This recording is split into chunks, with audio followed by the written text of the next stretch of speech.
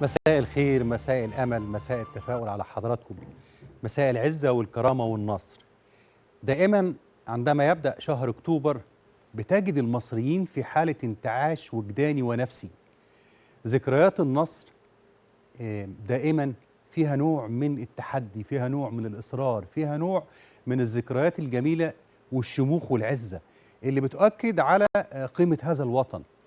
لما بنرجع بالتاريخ ونتذكر أحداث أكتوبر والذكريات الجميلة وإصرار الجندي المصري المقاتل الباسل اللي أكد على أن الإمكانيات البشرية هي الساعد والسند الأول بعد الله سبحانه وتعالى، اللي أكد على أن الجندية المصرية هي القدوة والنموذج والمثل لكل جنود العرب.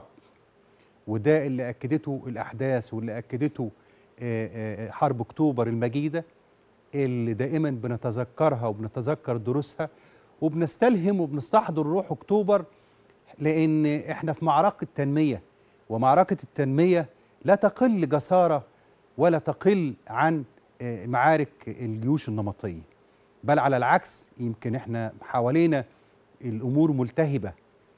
فبالتالي الجيش المصري منذ 73 وحتى سنوات قليلة لم تمتد يد التطوير له كما يجب، إنما في عهد الرئيس عبد الفتاح السيسي وبكل فخر واعتزاز بدأ التطوير في كل الأفرع القوات المسلحة.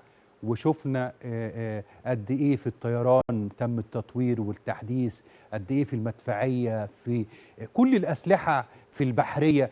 إحنا أصبحنا اليوم جيش قوي كما يقال عنه في ترتيبه الجيش التاسع على مستوى العالم والأول في المنطقة. حمى الله مصر.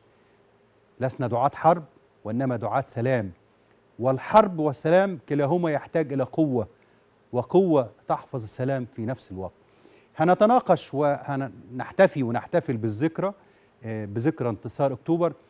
يعني هنحاول بقدر الإمكان نتعرف على الذكريات والدروس المستفادة من خلال وجود شخصية عظيمة بنعتز ونفخر بيها، اللواء أركان حرب طارق المهدي، محافظ الوادي الجديد والبحر الأحمر والإسكندرية الأسبق، وأحد رموزنا المصرية المحترمة اللي بنعتز ونفخر بيها في الجندية المصرية.